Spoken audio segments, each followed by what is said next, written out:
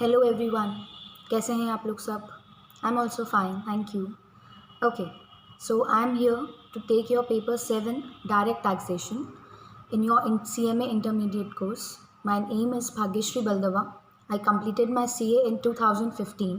Since then, I have been taking taxation lectures, taxation batches. So, okay, here we start with our taxation. Okay, first of all, I'd like to know direct taxation जो आपका paper है, इसमें जो आपके exam में questions जिस हिसाब से आते हैं, आपके पेपर में कई सारे short questions, long questions, fill in the blanks, match the following, true और फॉल्स, एमसीक्यू पैटर्न, कई टाइप के क्वेश्चंस आते हैं. हम आपका डिटेल्ड पेपर डिस्कशन करेंगे but may be in the later classes. But ये जिस टाइप के आपके क्वेश्चंस एग्ज़ाम में आ रहे हैं, इसीलिए हम लोग मॉड्यूल को फॉलो करके आप लोगों का जो टैक्स का पढ़ाई है वो करेंगे. मॉड्यूल को इसलिए फॉलो करना ज़रूरी है क्योंकि we can not miss out any line, any concept by studying with some other notes.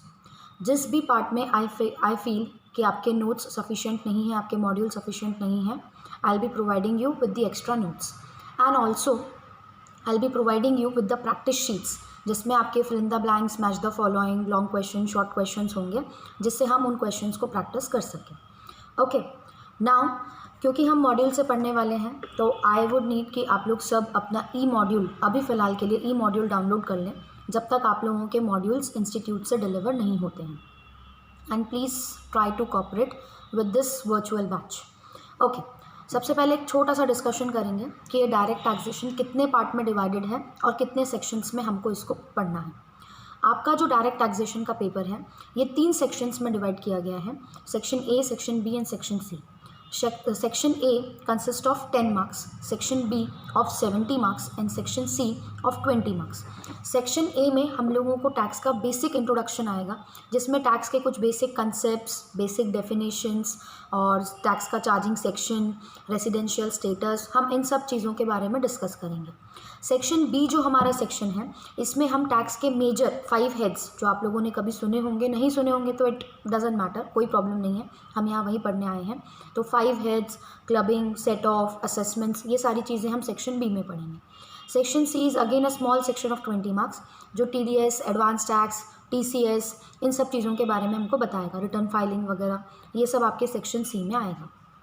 अब पहले हम लोग सेक्शन ए से स्टार्ट करेंगे क्योंकि पहले हमको ये जानना है कि एग्जैक्टली टैक्स होता क्या. ओके, अगर मैं आपसे एक बेसिक क्वेश्चन पूछूं कि टैक्स क्या होता है, आप लोगों ने आज तक कई बार अपनी लाइफ में ये वर्ड सुना होगा टैक्स, पर ये होता क्या है? अगर मैं आपसे ये क्वेश्चन पूछूं तो आप क्या आंसर्स देंगे? ओके, मैं आपको कुछ पॉइंट्स बताती हूँ. ओके, टैक्स क्या होता है? तो टैक्स हमारा एक सब्जेक्ट है. यस, टैक्स क्या होता है? तो टैक्स एक ऐसी चीज़ है जो हम गवर्नमेंट को पे करते हैं अपनी इच्छा से नहीं बट आउट ऑफ कंपल्शन. हम इसीलिए टैक्स गवर्नमेंट को पे करते हैं क्योंकि गवर्नमेंट ने कंपल्सरीली हमारे ऊपर टैक्स अप्लाई किया है. हम गवर्नमेंट को ये टैक्स क्यों पे करते हैं? क्योंकि गवर्नमेंट हम लोगों के ऊपर पैसे खर्च करने के लिए इन पैसों को यूज़ करती है. गवर्नमेंट कैसे ये पैसे यूज़ कर रही है हम पे खर्च करने के लिए? तो आपने देखा होगा गवर्नमेंट रोड्स बनाती है, फ्लाईओवर्स बनाती है, हॉस्पिटल्स बनाती है, स्कूल्स बनाती है. ये गवर्नमेंट कैसे बना रही है? तो हमारे ही जो टैक्स के पैसे हम गवर्नमेंट को दे रहे हैं, इन्हीं से गवर्नमेंट ये सारी फैसिलिटीज़ हम लोगों को प्रोवाइड करती है. अब जब हम इस टैक्स के कंसेप्ट को समझना चाहते हैं तो हम आप एक छोटे से एग्जाम्पल से इस चीज़ को समझेंगे. सपोज़ एक एग्जाम्पल आप ऐसा समझें, एक घर है, ये घर को कई टाइम तक याद रखना क्योंकि टैक्स के कई सारे कंसेप्ट हम इस घर के थ्रू समझेंगे. ओके, एक घर है, उस घर में मम्मी पापा और उनके 2 भाई और उनकी वाइफ और उनके बच्चे, ये सारे लोग इस फैमिली में रहते हैं. काफ़ी बड़ी फैमिली है. मम्मी पापा, उनके 2 बच्चे और उनकी वाइफ्स और उनके बच्चे, समझो उनके 2-2 बच्चे हैं तो एक अराउंड 2, 4, 6, 8 और 10 टोटल 10 मेम्बर्स की फैमिली हो गई. ओके, अब इस 10 फैमिली मेम्बर्स में जो वाइफ्स हैं वो सब हाउसवाइफ हैं, उनमें से कोई काम नहीं करता. काम करने में सिर्फ जो 2 बेटे हैं जो मैंने फादर बताए दोनों भी, वो काम करते हैं. जो ग्रैंड फादर हैं वो भी काम नहीं करते. तो ये दोनों फादर जो काम करते हैं, ये फादर काम करके जो भी पैसा कमाते हैं, ये पैसों से उस घर का पूरा खर्चा चलता है. अब घर में 10 मेंबर्स हैं पर उसमें से सिर्फ 2 मेंबर्स कमा रहे हैं. वो 2 मेंबर्स इन 8 मेंबर्स का खर्चा उठा रहे हैं. हम इस लाइन में इस तरह से बोल सकते हैं. तो जैसे इस घर में ये 2 कमाने वाले मेंबर्स इन 8 लोगों का खर्चा उठा रहे हैं, वैसे ही हमारी कंट्री में भी कुछ पीपल अर्निंग है और कुछ पीपल नॉन अर्निंग है। Earning people non earning people का खर्चा उठाते हैं। जैसे एक example, earning people non earning people का खर्चा उठा रहे हैं। मजाक कर रही हूँ, लेकिन येस, आप लोग कभी कुछ भी अर्निंग नहीं कर रहे हो, तो आप लोगों के ऊपर गवर्नमेंट खर्चा कर तो रही है। वो पैसे कहाँ से आ रहे हैं? जो अर्निंग पीपल गवर्नमेंट को खर्चा पे कर रहे हैं, उन चीज़ों से आप लोगों के ऊपर खर्चा किया जा रहा है। मैं ये नहीं बोल रही हूँ सिर्फ आप पे किया जा रहा है, सब पे किया जा रहा है, लेकिन येस, गवर्नमेंट को टैक्स कौन पे करता है? Earning people. पर गवर्नमेंट जब खर्चा करती है तो ऐसा नहीं बोलती कि जिन्होंने हमको टैक्स भरा है वही रोड यूज़ करेगा, जिन्होंने हमको टैक्स भरा है वही हॉस्पिटल यूज़ करेंगे। टैक्स रोड्स तो कोई भी यूज़ कर सकता है, हॉस्पिटल्स तो कोई भी यूज़ कर सकता है। तो मतलब नॉन अर्निंग पीपल का खर्चा अर्निंग पीपल उठा रहे हैं। तो जैसे ये घर है वैसे हमारी कंट्री है। जैसे घर में उन 2 लोगों ने 8 मेंबर्स का खर्चा उठाया हुआ है, वैसे ही हमारी कंट्री में अर्निंग पीपल ने नॉन अर्निंग पीपल का खर्चा उठाया हुआ है। ये concept clear? Okay, next concept पे जाएंगे। अब समझो एक एग्जाम्पल, ये जो घर है इसमें जो ये 2 भाई पैसे कमाते हैं, इसमें से एक भाई को पढ़ने का बहुत शौक़ था। उसने बहुत पढ़ाई करी, सीए की डिग्री ले ली, सीएस की ले ली, सीएमए की ले ली, काफ़ी सारी पढ़ाई करके और फिर उसने अपना जॉब वगैरह स्टार्ट किया। और जो दूसरा भाई था उसको पढ़ने का बिल्कुल शौक़ नहीं था। उसने जैसे तैसे अपना बीकॉम कंप्लीट किया and he started with his job. उसने अर्निंग वगैरह स्टार्ट कर दी। अब जिस भाई ने इतनी सारी डिग्रीज़ ली है, ऑब्वियसली उसकी अर्निंग्स काफ़ी हाई होगी। तो उसकी अर्निंग्स थी एक around 16 lakh rupees per annum. Okay, तो he is earning 16 lakh per annum. Obviously इतनी डिग्रीज़ के साथ इतना तो कमाएगा। अब जो सेकंड वाला भाई है, जिसको हम छोटा भाई बोलेंगे, उसके पास, उसको पढ़ने का शौक़ नहीं था, तो उसके पास एज सच कोई डिग्री नहीं है। 10th 12th या बीकॉम जो भी, वो क्लियर करने के बाद में उसने अपना जॉब करना स्टार्ट कर दिया। तो he was earning around 4 lakh per annum. Okay, किसी को ऐसा लगेगा नहीं मैम बीकॉम में भी ज़्यादा हो सकता है, लेकिन येस, मेरे एग्जाम्पल में जो फर्स्ट ब्रदर है जिसको हम नाम दे देते हैं ए, और जो छोटा भाई है उसको नाम दे देते हैं बी, तो जो बड़ा वाला भाई है ए वो कमाता है 16 लाख रुपए पूरे साल का, और जो छोटा भाई है बी वो कमाता है 4 लाख रुपए पूरे साल का। अब समझो एक एग्जाम्पल, इस घर का पूरा खर्चा पूरे साल का 5 लाख रुपए है। मतलब खर्चा कई चीज़ों में लगता है, जैसे जो छोटे बच्चे हैं 4, उनकी पढ़ाई लिखाई पे खर्चा लगता है, जो ग्रैंडफादर ग्रैंडमदर हैं उनकी मेडिसिन्स पे खर्चा लगता है, घर का खाना पीना आता है, कपड़ों के लिए पैसे लगते हैं, तो हर एक चीज़ का खर्चा आता है। ये सारा खर्चा मिला के सपोज़ उस घर का पूरा खर्चा 5 लाख रुपये। अब ये 5 लाख रुपये का खर्चा उठाने की जिम्मेदारी ये 2 भाइयों की है, ए और बी। अगर हम नॉर्मल लॉजिक से समझें तो क्योंकि ये दोनों भाई रियल ब्रदर्स हैं और दोनों भाई ये घर में इक्वल वेटेज होल्ड करते हैं, तो दोनों भाइयों ने इक्वल पैसा कंट्रीब्यूट करना चाहिए इस 5 लाख के खर्चे के लिए। अगर मैं ये लॉजिक लगाऊं तो 5 लाख के 2 हिस्से, 2,50,000 2,50,000। मैं ब्रदर ए को बोलूँगी आप 2,50,000 दो, और ब्रदर बी को बोलूँगी आप 2,50,000 दो। ब्रदर ए को तो कोई इशू नहीं है, 16 लाख में से अगर 2,50,000 चले भी गए तो भी उसके पास में 13,50,000 का स्टॉक है, मतलब 13,50,000 रुपीज़ है, which is much more amount. लेकिन अगर ब्रदर बी की बात करें तो उसके पास में सिर्फ 4 लाख रुपीज़ है, उसमें से भी उसने 2,50,000 दे दिए, तो उसके पास तो सिर्फ 1,50,000 बचेंगे। आप बोलोगे कि अब उसको बचा के करना क्या, घर का तो सारा खर्चा हो गया, लेकिन कुछ पर्सनल चीज़ों के लिए, इन्वेस्टमेंट्स करने के लिए, सेविंग्स करने के लिए पैसे चाहिए। तो ब्रदर ए की तो सेविंग काफ़ी ज़्यादा है, ब्रदर बी की सेविंग तो बहुत कम है। अगर हम ऐसा बोलें कि अगर हम ये 5 लाख रुपीज़ पूरे के पूरे ब्रदर ए से ले लें, क्योंकि वो तो काफ़ी अमाउंट अर्न कर रहा है, 16 lakh rupees is a very big amount, उसमें से अगर वो पूरे 5 लाख रुपीज़ दे भी दे तो भी उसके पास में 11 लाख रुपीज़ बचते हैं, जबकि ब्रदर बी के पास तो भी 4 लाख रुपीज़ बचेंगे। तो हम अगर इस लॉजिक से देखें तो हम बोलेंगे कि यार ब्रदर ए को पूरा 5 लाख दे देना चाहिए। लेकिन ये अलग वे से गलत हो जाएगा। कैसे गलत हो जाएगा? जब दोनों भाई हैं, दोनों की फैमिलीज़ हैं, दोनों मैरिड हैं, दोनों के बच्चे हैं, तो सिर्फ एक भाई कैसे कंट्रीब्यूट करेगा? तो हमने इसका एक सोल्यूशन निकाला। हमने दोनों भाइयों को बोला कि आप अपनी अपनी इनकम का 1/4 इनकम दे दो। अब जब ब्रदर ए 1/4 देगा तो 16 लाख का 1/4 आप 16 लाख इंटू 1 डिवाइड बाई 4 करोगे तो it will come around 4 lakh rupees. And जब आप 4 लाख का 1/4 करोगे तो 4 lakh into 1/4 will give you 1 lakh rupees. तो हम ब्रदर ए से लेंगे 4 लाख रुपीज़ और ब्रदर बी से लेंगे 1 लाख रुपीज़, मिला के हो जाएगा 5 लाख रुपीज़। तो जब ये 5 लाख रुपीज़ मिल जाएगा तो घर का सारा खर्चा चल जाएगा 5 लाख रुपीज़ में। अब ब्रदर ए को भी अफसोस नहीं है, ब्रदर बी को भी अफसोस नहीं है, क्योंकि दोनों ने अपने अमाउंट से कंट्रीब्यूट किया है और दोनों ने 1/4 यानी कि 25% ऑफ द इनकम कंट्रीब्यूट किया है। तो भले ही जो अमाउंट्स हैं वो 4 लाख और 1 लाख अलग अलग हैं, लेकिन जो कंट्रीब्यूशन का परसेंटेज है 1/4 या 25% वो सेम है। तो दोनों भाई इस बात पे एग्री करेंगे कि हम दोनों 25% कंट्रीब्यूट कर रहे हैं। अब इससे आपको टैक्स का क्या कंसेप्ट समझ में आता है? हम ब्रदर ए से ज़्यादा कंट्रीब्यूशन ले रहे हैं, ब्रदर बी से ज़्यादा कंट्रीब्यूशन ले रहे हैं, ब्रदर बी से कम कंट्रीब्यूशन ले रहे हैं, जबकि रेट हमने दोनों के लिए सेम रखी है 25%, बट ऑटोमेटिकली ब्रदर ए का कंट्रीब्यूशन ज़्यादा आता है और ब्रदर बी का कम आता है। ब्रदर ए का ज़्यादा क्यों आया? क्योंकि brother A is earning 16 lakh rupees and brother B is earning 4 lakh rupees. तो इससे हमको टैक्स का ये कंसेप्ट क्लियर होता है कि जो पर्सन इंडिया में ज़्यादा पैसे कमाता है उसको ज़्यादा टैक्स भरना पड़ता है, क्योंकि उसके पास कैपेसिटी है ज़्यादा पैसे भरने की। This is known as progressive system of taxation. इस प्रोग्रेसिव सिस्टम ऑफ टैक्सेशन के वजह से more your income more will be your tax. आप सोचोगे ये तो सिस्टम गलत है, ये तो ऐसा हो गया कि जो होमवर्क करके आता है उसी को ज़्यादा होमवर्क दो, बट यस यही सिस्टम है, क्योंकि उनके पास में कैपेसिटी है ज़्यादा पैसे भरने की, इसीलिए गवर्नमेंट उनसे ज़्यादा कंट्रीब्यूशन लेता है।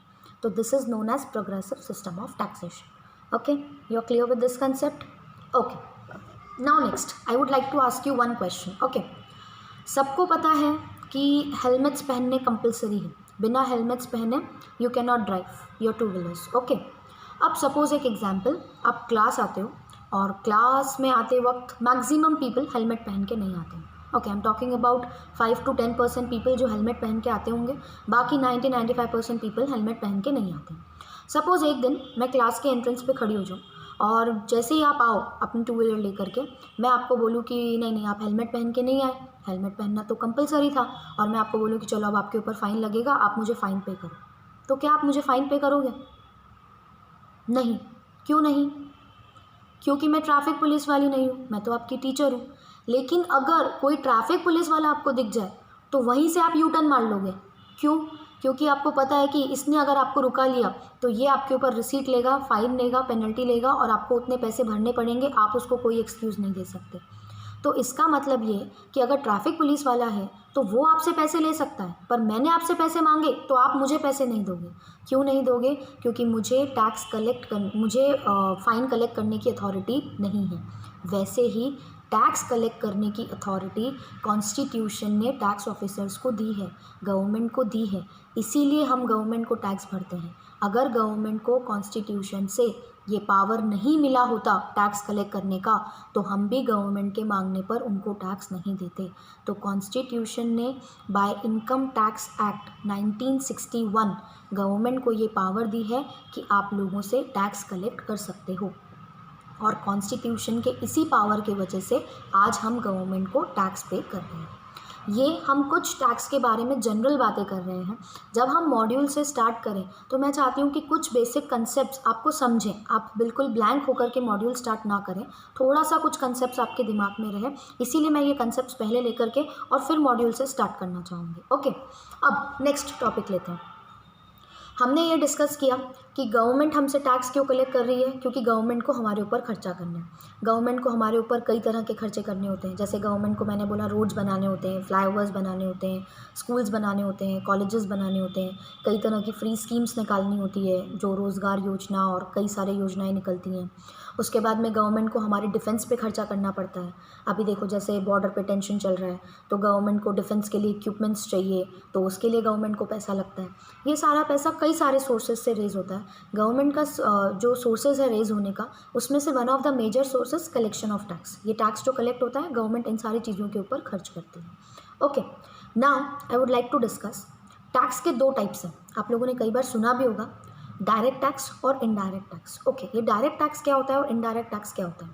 अभी डायरेक्ट मतलब जो डायरेक्ट है और इनडायरेक्ट मतलब जो इनडायरेक्टली हमारे ऊपर आ रहा है।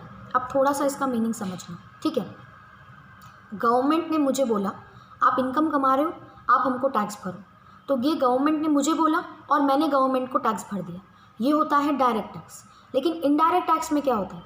गवर्नमेंट ने मुझे बोला कि आप एजुकेशन प्रमोट कर रहे हो, आप लोगों को पढ़ा रहे हो, स्टूडेंट्स को पढ़ा रहे हो, तो ये पढ़ाने की सर्विस आप जो दे रहे हो, इस सर्विस पे हम टैक्स लगाएंगे। तो गवर्नमेंट ने मुझे बोला आपकी जो भी फ़ीस है उसका 10% हम आपसे टैक्स लेंगे क्योंकि आप स्टूडेंट्स को ये सर्विस प्रोवाइड कर रहे हो। तो मैंने बोला ओके। अब सपोज़ एक एग्जांपल, मेरी फ़ीस है 5000 रुपीज़, उस पर गवर्नमेंट ने मुझे बोला कि 10% हम कलेक्ट करेंगे।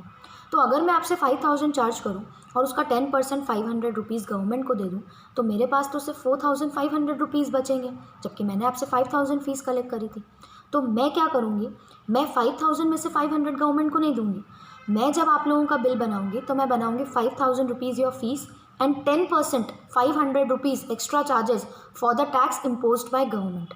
और मैं आपसे 5500 रुपीज़ कलेक्ट करूँगी और उस 5500 में से 500 रुपीज़ गवर्नमेंट को दूंगी और 5000 रुपीज़ मेरे पास रखूँगी। तो मेरे 5000 में से कुछ भी नहीं जाएगा और जो एक्स्ट्रा 500 कलेक्ट होंगे वो 500 जाएंगे गवर्नमेंट के पास।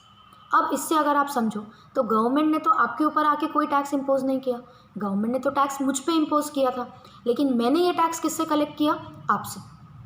तो इसका मतलब टैक्स लगाया गया था मुझ पे पर भरना पड़ा आपको। इसीलिए इस टैक्स को बोलते हैं इनडायरेक्ट टैक्स, जो लगता किसी और पे है और भरता कोई और है। ओके, अब जो मैंने ये टैक्स का एग्जांपल आपको दिया सर्विस पे, ये मैं बात कर रही थी सर्विस टैक्स की, लेकिन अब सर्विस टैक्स एग्जिस्ट नहीं करता है। अब सर्विस टैक्स, वैट, कस्टम्स के कई सारे रेट्स, इन सबको मर्ज करके एक्साइज ड्यूटी, इन सब की जगह पे एक नया टैक्स लाया गया है, GST, goods and service tax. ये जो जीएसटी है ये इनडायरेक्ट टैक्स है। इसके बारे में हम आपके अगले ग्रुप में पढ़ेंगे। आपके अगले ग्रुप में आपको इनडायरेक्ट टैक्सेशन नाम से एक सब्जेक्ट है जिसमें हम इनडायरेक्ट टैक्स को डिटेल में पढ़ेंगे।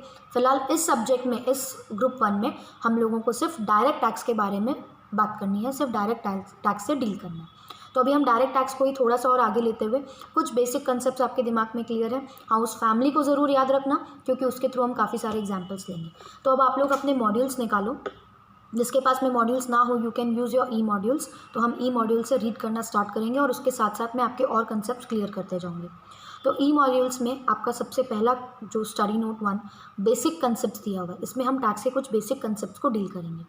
Okay, it was only for the good of his subject that he collected taxes from them, just as the sun draws moisture from the earth to give it back to 1,000-fold. ये बोला गया है कालिदास ने Raghuvansh era में। तो कालिदास ने क्या बोला था कि टैक्सेस क्यों कलेक्ट किए जाते थे, ताकि लोगों को उसी का फ़ायदा दिया जा सके। जैसे उन्होंने बोला कि सन अर्थ से मॉइस्चर कलेक्ट करता है। आपने वाटर साइकिल का सिस्टम पूरा पढ़ा होगा साइंस में, 5th-6th स्टैंडर्ड में। तो सन क्या करता है, अपनी हीट से सारा जो मॉइस्चर है वो कलेक्ट कर लेता है। क्यों कलेक्ट करता है, क्योंकि इसी मॉइस्चर को वो बाद में रेन में कन्वर्ट करके उसी को 1000 टाइम्स लोगों को दे सके। तो वैसे ही गवर्नमेंट टैक्स कलेक्ट करती है ताकि उसी को यूज़ करके पब्लिक को उसका बेनिफिट दिया जा सके। ओके, अब यहाँ पे क्या क्या हम पढ़ेंगे उसकी पूरी लिस्ट दी हुई है। अभी हम ये लिस्ट डिस्कस नहीं करेंगे क्योंकि इसमें से काफ़ी सारी चीज़ें आपको ध्यान में नहीं आएगी। So I directly start with the introduction. Okay, in a welfare state, the government takes primary responsibility for the welfare of the citizens, as in matters of healthcare, education, employment, infrastructure, social security and other development needs. आप लोगों ने economics में इससे पहले कभी पढ़ा होगा तो कई अलग अलग तरह के स्टेट्स होते हैं। कुछ स्टेट्स ऐसे होते हैं, मतलब कुछ कंट्रीज़ ऐसी होती है जहाँ पे पब्लिक की खुद की रिस्पॉन्सिबिलिटी होती है अपनी सारी चीज़ों का ध्यान रखने का। कुछ ऐसी होती है वेलफेयर स्टेट्स जहाँ पे गवर्नमेंट इन सारी चीज़ों की रिस्पॉन्सिबिलिटी लेती है। तो आपकी हेल्थ केयर, आपकी एजुकेशन, आपका सर्वाइवल, इस सब चीज़ों की रिस्पॉन्सिबिलिटी कौन ले रहा है, गवर्नमेंट। इंडिया वेलफेयर स्टेट है तो इंडिया में ये सारी चीज़ों की रिस्पॉन्सिबिलिटी गवर्नमेंट की है कि आपकी हेल्थ अच्छी हो, आपका एजुकेशन अच्छा हो। देखो, to facilitate this government needs revenue. Taxation is the primary source of revenue to the government for incurring such public welfare expenditure. ये सब चीज़ें आपको देने के लिए गवर्नमेंट को पैसों की ज़रूरत है और गवर्नमेंट के पास ये पैसे जिन जिन सोर्सेस में आते हैं उसमें से सबसे प्राइमरी सोर्स है टैक्सेशन। तो सबसे पहले आप इस लाइन को अंडरलाइन कर लोगे कि taxation is the primary source of revenue to government. कभी अगर ये क्वेश्चन आपसे पूछा जाए कि what is the primary source of revenue for the government, तो taxation is the primary source of revenue for the government.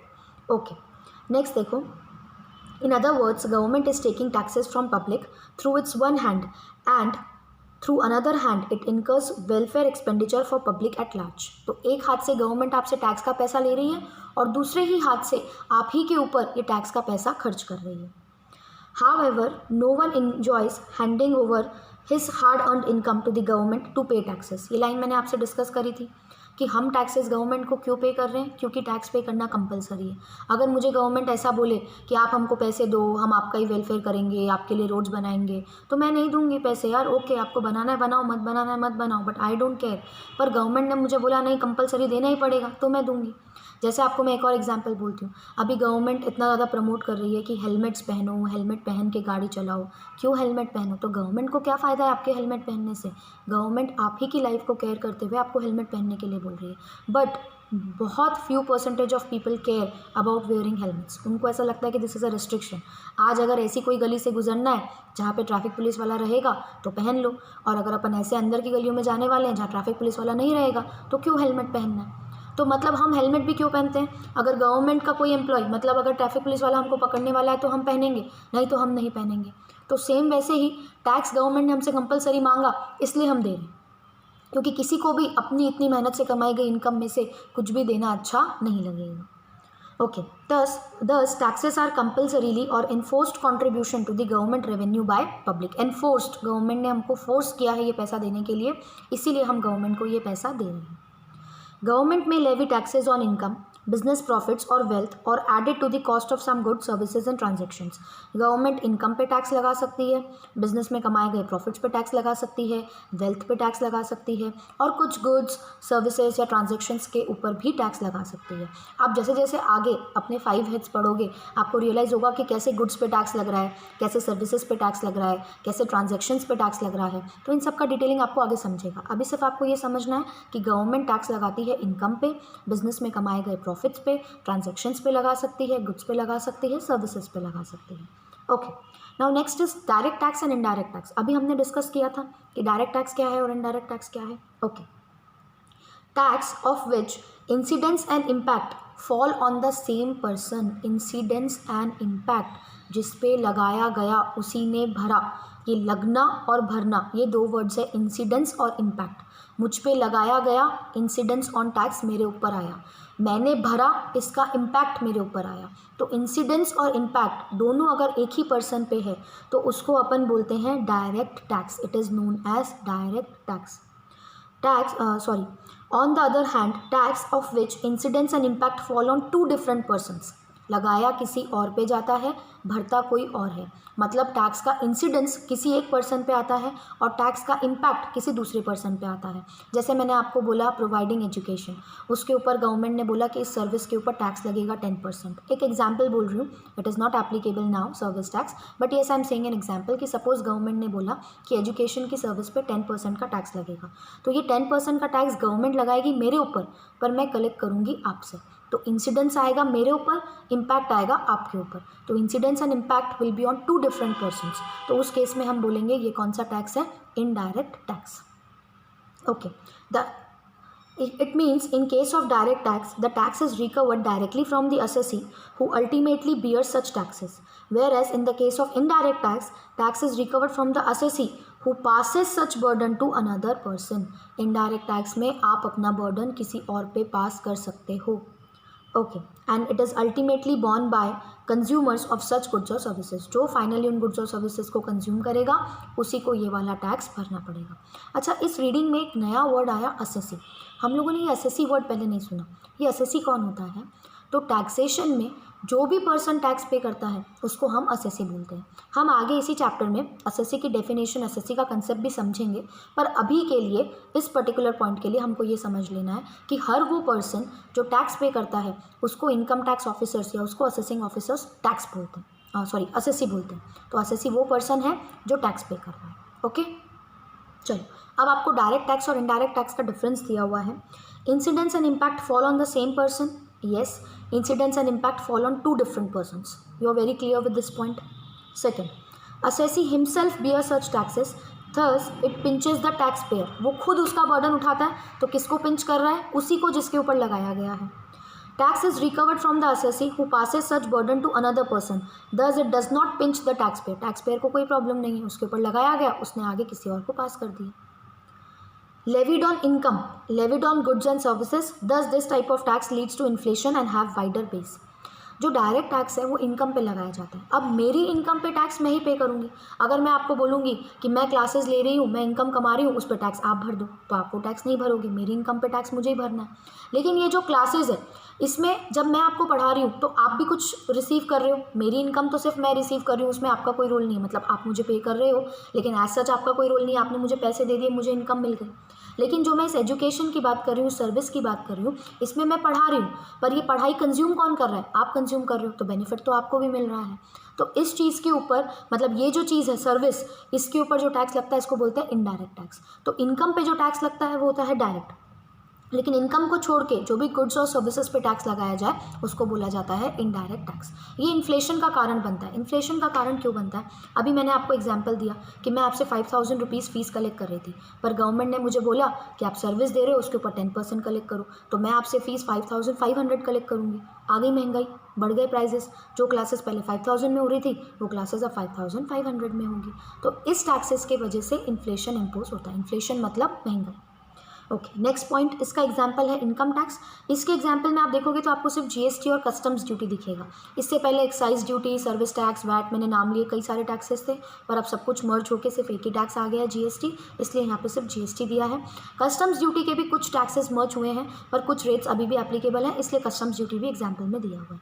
ये कस्टम्स ड्यूटी क्या होती है, जीएसटी क्या होता है, हम लोग सब इनडायरेक्ट टैक्स में डिटेल में डिस्कस करेंगे। अभी फिलहाल हमको इनकम टैक्स के साथ डील करना है। ओके, प्रोग्रेसिव इन नेचर, मैंने आपको बहुत अच्छे से अभी समझाया प्रोग्रेसिव इन नेचर का मतलब क्या होता है। याद है, brother A, brother B, brother A की इनकम ज़्यादा थी, उससे हमने ज़्यादा पैसे लिए, ब्रदर बी की इनकम कम थी, उससे हमने कम पैसे लिए। तो इंडिया में भी जो जितना ज़्यादा पैसे कमाएगा उतना ज़्यादा टैक्स भरेगा।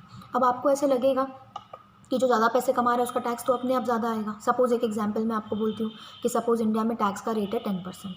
अब मेरी इनकम अगर 16 लाख से और आपकी इनकम अगर 4 लाख से, तो आप 4 लाख का 10% 40,000 दोगे, मैं 16 लाख का 10% 1,60,000 दूंगी, तो ज़्यादा इनकम पे टैक्स तो ऑलरेडी ज़्यादा हो गया। ऐसा नहीं है, इंडिया में टैक्स के रेट्स भी बदलते हैं। बदलते हैं से मतलब उन्होंने पूरा टैक्स का स्लैब बनाया है। हम आगे स्लैब को डिस्कस करेंगे, पर ये टैक्स के स्लैब का मतलब क्या, वो लोग बोलते हैं कि आप अगर 5 लाख रुपीज़ तक कमा रहे हो तो आपको सिर्फ 5% टैक्स है, आप 5 लाख से ज़्यादा 10 लाख तक कमा रहे हो तो आपको 20% टैक्स है, आप 10 लाख से भी ज़्यादा कमा रहे हो तो आपको 30% टैक्स है। मैं सिर्फ एग्जाम्पल देने के लिए अभी बता रही हूँ। मैं आपको ये एग्जाम्पल से ये समझाना चाहती हूँ कि जैसे जैसे इनकम बढ़ रही है वैसे वैसे टैक्स की रेट्स भी बढ़ रही है। मतलब अगर कोई पर्सन 5 लाख के नीचे कमाता है, 5 लाख के नीचे, तो उसको सिर्फ 5% टैक्स बेयर करना है, जबकि कोई पर्सन अगर 10 लाख के ऊपर कमाता है तो उसको 30% ऑफ द रेट बेयर करना है। तो मतलब जैसे जैसे इनकम बढ़ेगी वैसे वैसे टैक्स के रेट्स भी बढ़ेंगे। देखो उन्होंने वहाँ वही दिया है, higher tax are levied on person earning higher income and vice versa. Vice versa, lower tax will be imposed on persons earning lower income. Okay, useful, regressive in nature. Regressive मतलब all persons will bear equal rate of the tax on goods और services consumed by them irrespective of their ability. कौन कितना कमा रहा है उससे कोई मतलब नहीं है, हर पर्सन पे उतने ही अमाउंट का टैक्स लगेगा। अब मैं आपको इसका एक और बहुत जनरल एग्जांपल देती हूँ। आप लोग जब कोई चिप्स के पैकेट्स, बिस्किट्स के पैकेट्स खरीदते हो तो आपने ऑब्जर्व किया होगा आपके बिस्किट्स के या चिप्स के पैकेट्स पे MRP दिया होता है, मैक्सिमम रिटेल प्राइस।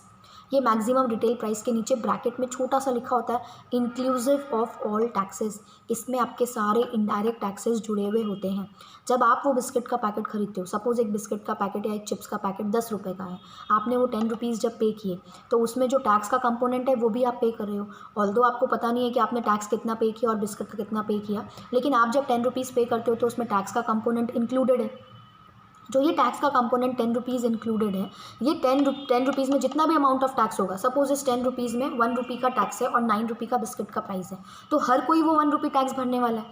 अगर कोई रिचर से रिचर पर्सन आ जाए, अगर अंबानी जी भी आ जाएँ वो बिस्किट का पैकेट खरीदने के लिए, तो भी उनको वो 10 रुपीज़ ही भरना होगा। हमने बोलेंगे नहीं नहीं, ये तो अंबानी है, कहाँ 10 रुपये दोगे बिस्किट के लिए, आपने कम से कम 1000-2000 रुपये दे देने चाहिए टैक्स के लिए।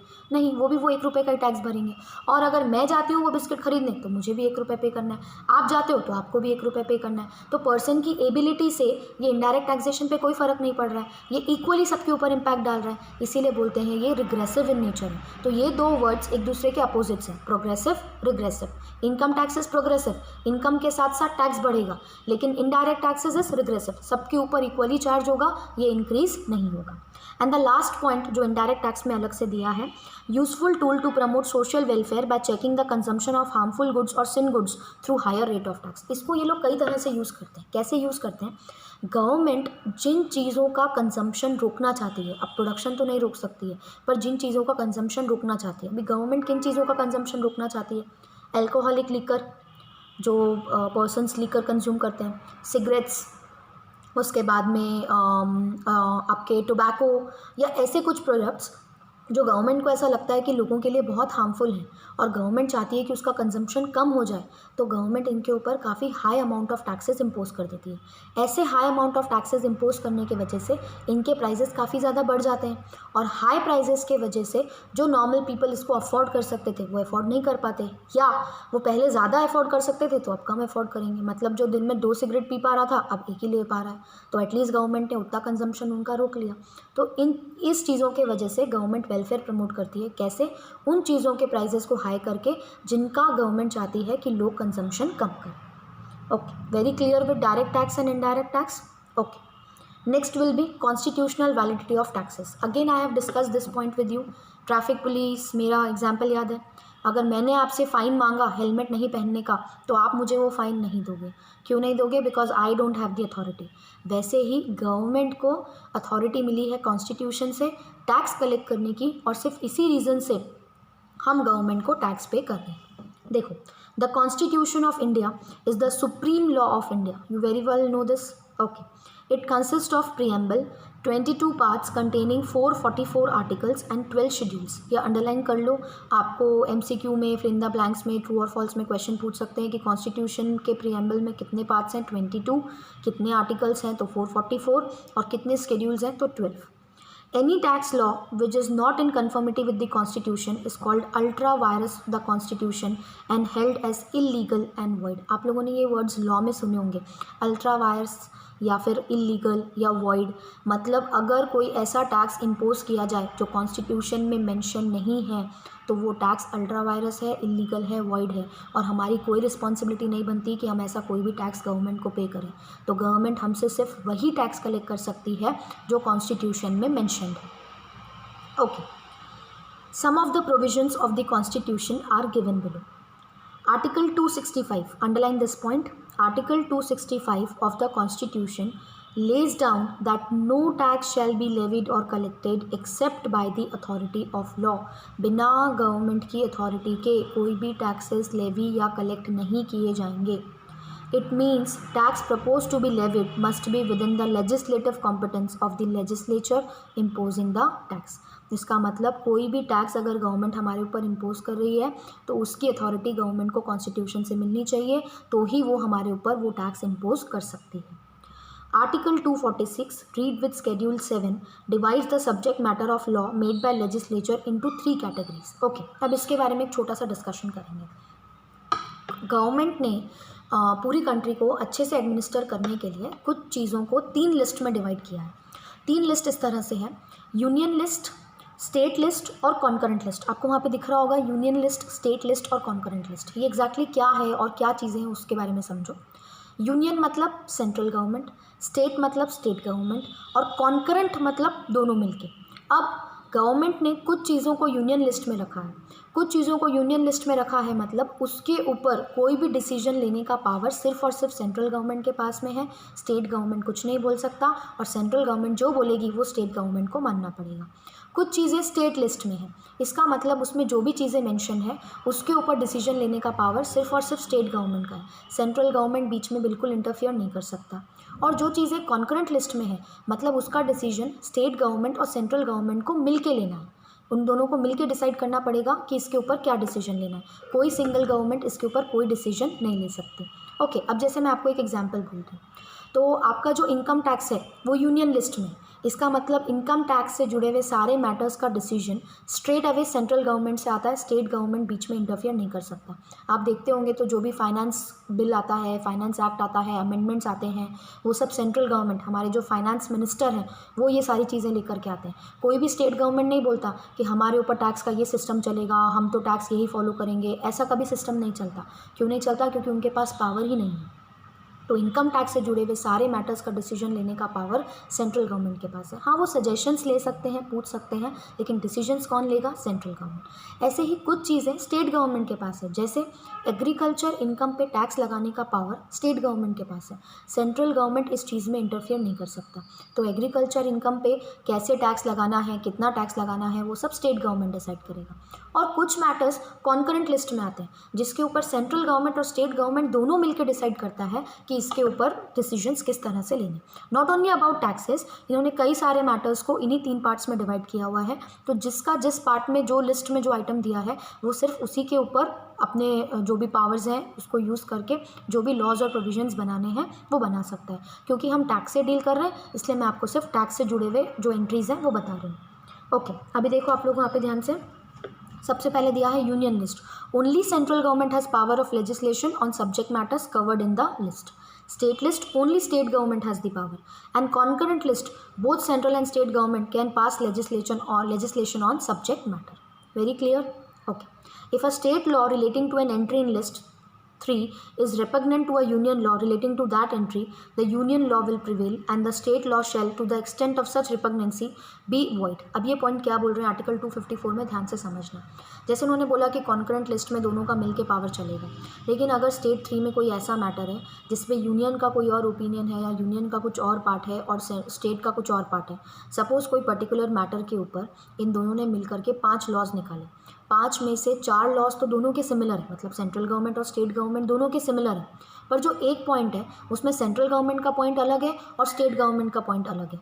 तो उस केस में सेंट्रल गवर्नमेंट प्रिवेल करेगा और उतने एक पॉइंट के लिए स्टेट गवर्नमेंट के पार्ट को वॉइड कर दिया जाएगा या माना नहीं जाएगा। Okay, now next is following major entries in the respective list enable the legislature to make law on the matter. देखो मैंने आपको कहा था यूनियन लिस्ट में इनकम टैक्स दिया है, तो यूनियन लिस्ट के एंट्री नंबर 82 में इनकम टैक्स दिया हुआ है, taxes on income other than agriculture income. मैंने बोला आपको एग्रीकल्चर इनकम की पावर स्टेट गवर्नमेंट के पास है, तो वहाँ पे क्या लिखा है? Income tax other than agriculture income. और वहीं आपको नीचे एंट्री 46 दिखेगा, टैक्सेज ऑन एग्रीकल्चर इनकम, पर वो कौन से वाले लिस्ट में दिया हुआ है? State list, list 2। तो लिस्ट 1 में जितनी भी एंट्रीज़ है सिर्फ सेंट्रल गवर्नमेंट डिसाइड करेगा, लिस्ट 2 में जितनी भी एंट्रीज़ है सिर्फ स्टेट गवर्नमेंट डिसाइड करेगा। Okay, administration of tax laws. अब कॉन्स्टिट्यूशन ने टैक्स लगाने का पावर तो दे दिया, हम लोगों से टैक्स तो कलेक्ट किए जा रहे हैं, लेकिन टैक्स कलेक्ट करने के लिए कोई एडमिनिस्ट्रेटर चाहिए, कोई पर्सन चाहिए जो देखेगा आप बराबर से टैक्स भर रहे हो, नहीं भर रहे हो, नहीं भरने पे आपको क्या करना चाहिए, क्या पनिशमेंट मिलनी चाहिए। तो ये आता है पूरा उसका administration. The administration hierarchy of tax laws is as follows. सबसे पहले आती है मिनिस्ट्री ऑफ फाइनेंस, क्योंकि फाइनेंस मिनिस्टर ये मतलब फाइनेंस मिनिस्ट्री पूरा टैक्सेशन से डील करता है। अभी हमारी कंट्री का जो फाइनेंस मिनिस्ट्री है, I am not talking about finance minister, I am talking about finance ministry, जो पूरी मिनिस्ट्री, जो पूरा डिपार्टमेंट है फाइनेंस का, वो इंडिया का पूरा फाइनेंस हैंडल करता है कि किस किस सोर्स से पैसे आएंगे, किस किस जगहों पे पैसे को खर्चा होगा। तो मेन हेड वो हो गया जो टैक्सेशन का सारा देखने वाला है। उनके नीचे आता है department of revenue. Department of revenue मतलब वो डिपार्टमेंट जो पैसा कलेक्ट करने का देखता है, तो टैक्सेशन में तो पैसा कलेक्ट होता है, इसलिए उनके अंडर हम आ गए डिपार्टमेंट ऑफ रेवेन्यू। और उसके नीचे 2 बोर्ड्स आते हैं, एक आता है CBDT और एक आता है CBIC। पहले ये CBIC नहीं था, क्योंकि पहले ये CBEC था, central board of excise duty and customs, पर अब एक्साइज ड्यूटी हट गया है, इसलिए इसका नया नाम आ गया है CBIC। तो 2 बोर्ड्स बनाए गए हैं, CBDT और CBIC। CBDT बनाया गया है डायरेक्ट टैक्सेस के लिए, central board of direct taxes, और CBIC बनाया गया है इनडायरेक्ट टैक्सेस के लिए, तो central board of indirect tax and customs. तो डायरेक्टली सबसे ऊपर है मिनिस्ट्री ऑफ फाइनेंस, उनके नीचे डिपार्टमेंट ऑफ रेवेन्यू, और उनके नीचे 2 बोर्ड्स हैं, एक है डायरेक्ट टैक्स संभालने के लिए CBDT और एक है इनडायरेक्ट टैक्स संभालने के लिए CBIC। Okay okay, tax point, both of the boards have been constituted under the Central Board of Revenue Act 1963. CBDT deals with levy and collection of all the direct taxes, whereas matters relating to levy and collection of central indirect taxes are dealt by CBIC. तो direct taxes से deal करता है CBDT और indirect taxes से deal करता है CBIC। Okay, now our next topic would be sources of income tax law in India. इसका मतलब हम लोगों को इंडिया का इनकम टैक्स समझने के लिए किन किन चीज़ों को पढ़ना पड़ेगा। I am not talking about your this syllabus, but generally income tax समझने के लिए हम लोगों को इनकम टैक्स के बारे में क्या क्या पढ़ना पड़ेगा। तो इसमें आपको टोटल 4 चीज़ें, एक्चुअली 5 चीज़ें पढ़नी पड़ती है। पहला है इनकम टैक्स एक्ट 1961। तो मैंने आपको बोला कॉन्स्टिट्यूशन ने through income tax act 1961 government को पावर दिया हमारे ऊपर इनकम टैक्स लेवी करने का। तो सबसे पहले तो हमको ये एक्ट ही पढ़ना पड़ेगा, income tax act 1961। Okay, next would be, मैं सेकंड से पहले थर्ड लूँगी, इनकम टैक्स रूल्स 1962। हर एक्ट के साथ उससे जुड़े हुए रूल्स होते हैं, रूल्स एक्ट को सपोर्ट करते हैं। अगर एक्ट ने ये बोल दिया कि इस पर्टिकुलर चीज़ पे टैक्स लगाना है, तो टैक्स कैसे लगाना है, क्या अमाउंट पे लगाना है, अमाउंट कैसे कैलकुलेट होगी, ये सारी बातें रूल्स बताता है। जैसे आपके कंपनीज एक्ट में भी कंपनीज रूल्स है, तो वैसे ही इनकम टैक्स एक्ट के साथ जुड़ा है इनकम टैक्स रूल्स। तो पहले हमको इनकम टैक्स एक्ट पढ़ना पड़ेगा, फिर उसी से जुड़ा हुआ इनकम टैक्स रूल्स पढ़ना पड़ेगा। अब हम सेकंड पॉइंट पे आएंगे, annual amendments. Income tax continuously amend होते रहता है, हर साल इसमें अमेंडमेंट्स आते हैं। जैसे आपने देखा होगा फाइनेंस एक्ट, फाइनेंस बिल, आपने सुना होगा इस साल बजट आया, बजट में ऐसे ऐसे चेंजेस हुए। तो जो ये बजट आता है, मतलब जो ये अमेंडमेंट्स लेकर के आता है, वो अमेंडमेंट्स भी हमको पढ़ने पड़ते हैं। ओके, इसी से मुझे आपका एक पॉइंट और याद आया है, तो मैं यहीं पे बीच में बोल देती हूँ। आपके जो मॉड्यूल्स हैं, तो आपके इंस्टीट्यूट की साइट पे आई डोंट नो 2 तरह के मॉड्यूल्स अपलोडेड है, एक काफ़ी पुराना है और एक लेटेस्ट है। तो प्लीज़ आप लेटेस्ट वाला मॉड्यूल डाउनलोड करना, जिसमें जनवरी 2020 में चेंजेस किए गए हैं, क्योंकि नए मॉड्यूल में काफ़ी सारे चेंजेस है और पुराना मॉड्यूल काफ़ी पुराना है, उसमें काफ़ी चीज़ें अमेंडेड नहीं है। तो आप लोग अपने नए मॉड्यूल्स को ही अमेंड करके वो चीज़ पढ़ना। ओके, चलो नेक्स्ट फोर्थ चीज़ हमको पढ़नी पड़ेगी, circulars and clarifications by CBDT. अभी सर्कुलर्स एंड क्लैरिफिकेशंस क्या होता है, कई बार सीबीडीटी को कई सारे क्लैरिफिकेशंस निकालने पड़ते हैं। क्लैरिफिकेशंस मतलब क्या, नाम से आपको समझ रहा होगा, कोई चीज़ क्लैरिफाई करने के लिए। अब क्लैरिफाई करने की ज़रूरत क्यों पड़ती है, एक एग्जाम्पल समझो कि सपोज़ एक एग्जाम्पल, रोज़ अपना क्लास होने वाला है, ठीक है। अब मैंने आप लोगों को बोला कि अपन जो ये basic principles of charging income tax है, जो नेक्स्ट टॉपिक है, वो अपन परसों की क्लास में डिस्कस करेंगे। अब मेरा बोलने का इंटेंशन ये था कि ये पर्टिकुलर टॉपिक परसों की क्लास में डिस्कस होगा और कल डिस्कस नहीं होगा, और कल बाकी के जो टॉपिक्स हैं वो डिस्कस होंगे इसको छोड़ के। लेकिन कुछ स्टूडेंट्स इसका मतलब ऐसे भी निकाल सकते हैं कि मैम ने ऐसे क्यों बोला कि परसों डिस्कस होगा, इसका मतलब कल क्लास नहीं है क्या। तो किसी के दिमाग में ये भी आ सकता है, और ये डाउट आना बिल्कुल सही है, गलत नहीं है। मैंने ये वर्ड बोला कि ये परसों डिस्कस होगा, तो मैंने ये क्यों बोला कि परसों डिस्कस होगा, क्या कल क्लास नहीं है। तो ये कन्फ्यूजन्स की वजह से मुझे कई स्टूडेंट्स के कॉल्स आने लग गए, मैम आपने बोला परसों है तो कल ये नहीं है क्या, फिर कल ऐसा क्यों है। तो कई स्टूडेंट्स मुझे कॉल करके बार बार पूछ रहे, मैम कल क्लास है क्या, कल क्लास है क्या। तो मुझे ऐसा रियलाइज़ हुआ कि यार मैंने ऐसा कोई स्टेटमेंट बोल दिया जिसकी वजह से बच्चों को ये क्लियर नहीं हो पा रहा है कि कल क्लास है या नहीं, क्योंकि मैंने परसों के बारे में स्टेटमेंट रिलीज़ कर दी। मेरा इंटेंशन ये था कि परसों क्या होने वाला है वो मुझे बताना है, कल तो नॉर्मल क्लास है ही, लेकिन कोई इसको इस तरह से भी ले सकता है। तो मैंने क्या किया, एक व्हाट्सएप पे जनरल मैसेज बनाया कि परसों ये टॉपिक लिया जाएगा पर कल का क्लास रेगुलरली कंडक्ट किया जाएगा। तो सारे बच्चों को ये क्लियर हो गया कि ओके कल का क्लास कल के टाइम पे नॉर्मली है और परसों हम ये वाला टॉपिक लेने वाले हैं। तो ये जो मैंने क्लैरिफिकेशन इशू किया है, इसके वजह से जितने भी स्टूडेंट्स के डाउट्स थे वो सब क्लियर हो गए। तो ऐसे ही जब गवर्नमेंट कई तरह के एक्ट में स्टेटमेंट्स कुछ इस तरह के होते हैं जो कई बार कन्फ्यूजन्स क्रिएट कर सकते हैं, तो उन कन्फ्यूजन्स को हटाने के लिए एक एक को इंडिविजुअली उस कन्फ्यूजन को समझाने की जगह गवर्नमेंट इसके ऊपर क्लैरिफिकेशंस लेके आती है, सर्कुलर्स लेके आती है। तो ये सर्कुलर्स एंड क्लैरिफिकेशंस भी हमको पढ़ने हैं, क्योंकि this will help us to understand the law, taxation law more better. Okay, next judicial decisions. अब जुडिशियल डिसीजंस क्या है वो ध्यान से सुनना। आपने सुना होगा कि अगर इंडिया में आपको आपके कोई भी पर्टिकुलर मैटर से प्रॉब्लम है, कुछ भी है, तो आप बोलते हो हम कोर्ट में जाएंगे इस चीज़ को लेकर के। तो आप कोर्ट में जाते हो, कोर्ट में जाने का भी एक हायरार्की होता है। हम पहले डिस्ट्रिक्ट कोर्ट्स में जाते हैं, सिविल कोर्ट्स में जाते हैं, फिर हम हाई कोर्ट्स के पास जाते हैं, और हाई कोर्ट से भी अगर हम सेटिस्फाइड नहीं है, मेरे फेवर में डिसीजन नहीं आया, तो मैं सुप्रीम कोर्ट के पास जाती हूँ। अगर सुप्रीम कोर्ट का डिसीजन भी मेरे फेवर में नहीं आया, तो इंडिया में मेरे पास किसी और के पास जाने की अथॉरिटी नहीं है, क्योंकि सुप्रीम कोर्ट इंडिया की सुप्रीम अथॉरिटी है जिसके ऊपर हम किसी के पास नहीं जा सकते। सुप्रीम कोर्ट ने जो बोला हमें उनकी बात माननी ही पड़ेगी। तो वैसे ही जैसे इनकम टैक्स में अगर कुछ प्रॉब्लम हो, सपोज़ एक एग्जांपल, मेरे को इनकम टैक्स ऑफिसर ने बोला कि आपको इतना इतना टैक्स पे करना पड़ेगा। मैंने बोला सर आप मेरे पे गलत टैक्स इम्पोज कर रहे हो, इतना टैक्स तो नहीं बनता है, मेरा टैक्स का फिगर कम आएगा। तो मेरे को ऑफिसर ने बोला ठीक है आपको प्रॉब्लम है, आप जाके कंप्लेन कर दो। मैंने जाके कंप्लेन कर दिया, वहाँ पे इनकम टैक्स ऑफिसर जीत गया, मैं नहीं जीती, तो मैं फ्यूचर में जाऊँगी हाई कोर्ट के पास। मैं हाई कोर्ट पे गई, फिर से मैं हार गई, फिर वो ऑफिसर जीत गया। मैं फिर से गई सुप्रीम कोर्ट के पास, सुप्रीम कोर्ट पे फिर से मैं हार गई, फिर से वो ऑफिसर जीत गया। तो अब मेरे पास जाने का कहीं पे भी कोई ऑप्शन नहीं है। जो लॉ बना है मुझे उसको मानना ही पड़ेगा। तो अब ये जो बात यहाँ पे प्रूव हो गई है सुप्रीम कोर्ट में, वापस कोई असेसी इसी मैटर के ऊपर केस को इतना ऊपर तक ना लाए और इतना टाइम वेस्ट ना करे। इसलिए सुप्रीम कोर्ट जो भी डिसीजन सुनाती है वो डिसीजंस को हम एज अ लॉ यहाँ पे पढ़ते हैं। अगर सुप्रीम कोर्ट ने कोई डिसीजन सुना दिया तो वो फाइनल है, उसको लॉ की ही तरह हमको पढ़ना है। अब हम उसके अगेंस्ट नहीं जा सकते, कोई पर्सन सेम चीज़ के ऊपर केस को रेज नहीं कर सकता। इसीलिए सुप्रीम कोर्ट के सुनाए गए डिसीजंस को भी हम यहाँ पे पढ़ेंगे। तो अब देखो, अब हम इसकी डिटेल रीडिंग करेंगे। पहले है income tax act 1961 amended up to date. The provisions of income tax extends to whole of India and became effective from 1 April 1962। पहला कंफ्यूजन का पॉइंट, इनकम टैक्स एक्ट है 1961 पर ये अप्लाई हुआ था 1 अप्रैल 1962 से। MCQ क्वेश्चन बन सकता है, income tax act 1961 became applicable to whole of India from, और आप कंफ्यूजन में लिखोगे 1 अप्रैल 1961 या 1 जनवरी 1961 या 1 जनवरी 1962, तो ये सारी डेट्स नहीं है, डेट इज़ 1 अप्रैल 1962, उसको अंडरलाइन कर लो। इसी के साथ साथ ये है सेक्शन 1। सेक्शन 1 में सिर्फ इतना दिया हुआ है कि income tax act extends to whole of India and it became effective from 1 April 1962। The act contains provisions for, act में किस किस चीज़ के प्रोविजंस हैं? डिटर्मिनेशन ऑफ टैक्सेबल इनकम, आपकी टैक्सेबल इनकम कैसे निकालेंगे उसके प्रोविजंस हैं। डिटर्मिनेशन ऑफ टैक्स लाइबिलिटी, आपकी लाइबिलिटी कैसे निकलेगी उसके प्रोविजंस हैं।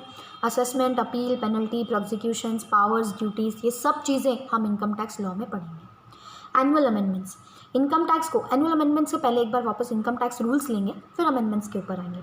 As per section 295 the board may subject to the control of central government make rules for whole or any part of India for carrying out the purpose of the act.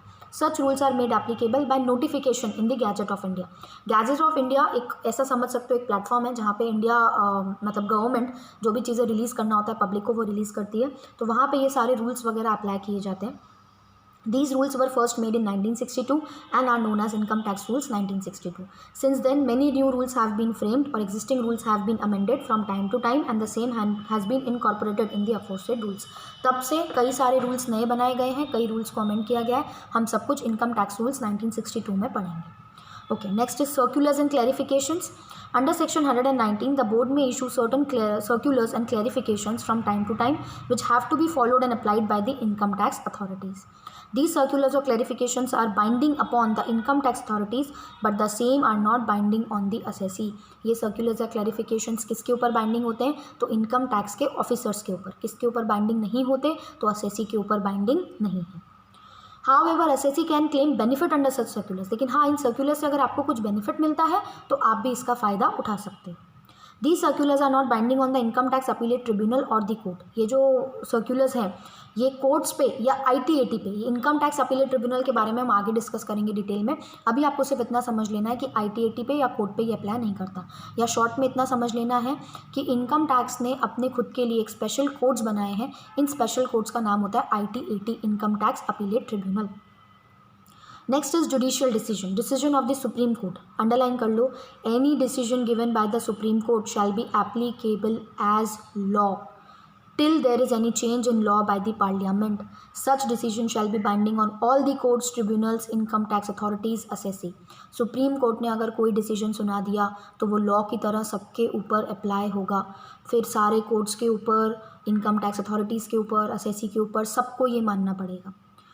Contradiction in the decision of the Supreme Court. In case there is apparently contradiction in two decisions, the decision of larger bench, whether earlier or later, shall always prevail. कभी अगर दो supreme court के decisions में conflict आया तो larger bench का decision prevail करेगा। Larger bench का मतलब क्या होता है? सुप्रीम कोर्ट में जो डिसीजंस लिए जाते हैं तो कई बार डिसीजन सिंगल जज नहीं लेता, जजेस की बेंच बनाई जाती है। अभी आपने वो सुना होगा, अयोध्या का पूरा वो आया था तो उसमें इतने लोगों ने मिल करके डिसीजन लिया था, तो 5 लोग, 3 लोग, 4 लोग, ऐसे कोई ना कोई लोगों की बेंच बनती है, मतलब जजेस की बेंच बनती है, ग्रुप ऑफ जजेस बनता है जो इन मैटर्स के ऊपर डिसीजन देता है। तो सपोज एक जगह पे 4 जजेस का बेंच था और एक पे 5 जजेस का बेंच था और दोनों के डिसीजंस कॉन्ट्राडिक्टरी आए, मतलब अपोजिट आए एक दूसरे से, तो हम उस वाले बेंच की बात मानेंगे जिसमें नंबर ऑफ जजेस ज़्यादा थे, मतलब हम 5 जजेस वाले बेंच की बात को मानेंगे। However, where decisions are given by benches having equal number of judges, the decision of the recent case shall be applicable. अगर सेम है, यहाँ पे भी 4 है, यहाँ पे भी 4 है, किसी में लार्जर नहीं है, तो जिसका डिसीजन रिसेंट आया है वो वाला डिसीजन माना जाएगा. Decisions given by High Court or ITAT. Decisions given by High Court or ITAT are binding on all the assessees and income tax authorities which fall under their jurisdiction unless it is overruled by a higher authority. मतलब जब तक supreme court overrule ना कर दे तब तक high court के decisions सारे assessees पे और सारे इनकम टैक्स अथॉरिटीज़ पे एप्लीकेबल है. अब आ जाओ एनुअल अमेंडमेंट्स के ऊपर. Income Tax Act has undergone several amendments from time it was originally enacted through the Union Budget. Every year, a finance bill is presented before the Parliament by the Finance Minister. The bill contains various amendments which are sought to be made in the areas of direct and indirect taxes levied by central government. हर साल finance minister एक finance bill present करता है जिसमें आगे आने वाले changes को दिया होता है. चेंजेस करने की ज़रूरत क्यों है? ये वर्ल्ड में जो कंटिन्यू चीज़ें चेंज होते जा रही है. अभी इनकम टैक्स 1962 से है. वो टाइम पे लोगों की इनकम हंड्रेड्स में होती थी, 100 रुपीज़ या उससे भी कम. अगर वही रूल आज तक चलते रहता तो कितने लोगों को किस हिसाब से टैक्स भरते. आज अगर आप देखोगे तो उन्होंने 2,50,000 की लिमिट बनाई है. हो सकता है आगे जाके इस लिमिट को भी बढ़ाना पड़े. तो जैसे जैसे कंट्री कंटिन्यू चेंज हो रही है वैसे वैसे रूल्स को भी कंटिन्यू अमेंड करने की ज़रूरत है. ये अमेंडमेंट हर साल लाया जाता है. हर साल फाइनेंस मिनिस्टर इस अमेंडमेंट को लेकर के आता है फाइनेंस बिल के through. When the finance bill is approved by both the houses, ये फाइनेंस ऐसा नहीं है कि फाइनेंस मिनिस्टर ने डिसाइड कर लिया तो अकेले उनकी मर्जी चल रही है, उन्होंने जो बोल दिया वो कंट्री को फॉलो करना पड़ेगा. वो जो अमेंडमेंट्स सजेस्ट करते हैं ये amendments both houses of parliament में प्रेजेंट किए जाते हैं. जब बोथ हाउसेज ऑफ पार्लियामेंट इसको हाँ बोलता है, प्रेसिडेंट इसको हाँ बोलता है, तब जा कर के ये कंट्री में एप्लीकेबल होता है.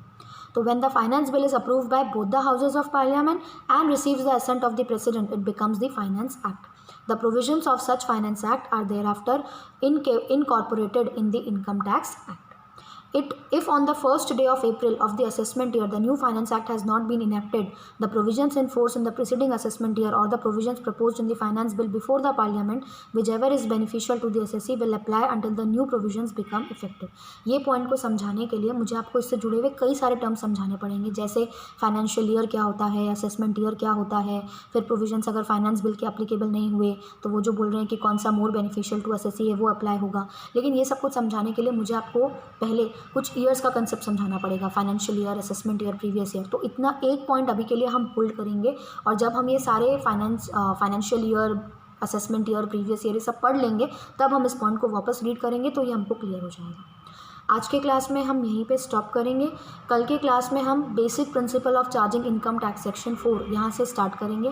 अगर आप लोगों को ये वीडियो देखते वक्त कोई भी प्रॉब्लम आता है, कोई भी डाउट आता है तो आप मुझे व्हाट्सएप कर सकते हो, कॉल कर सकते हो, आप अपने डाउट्स को क्लियर कर सकते हो. तो feel free to ask, there is no issue with that. Okay, hope you all understood today's class. If you have any doubts, feel free to call me. See you all tomorrow. Till then, bye bye.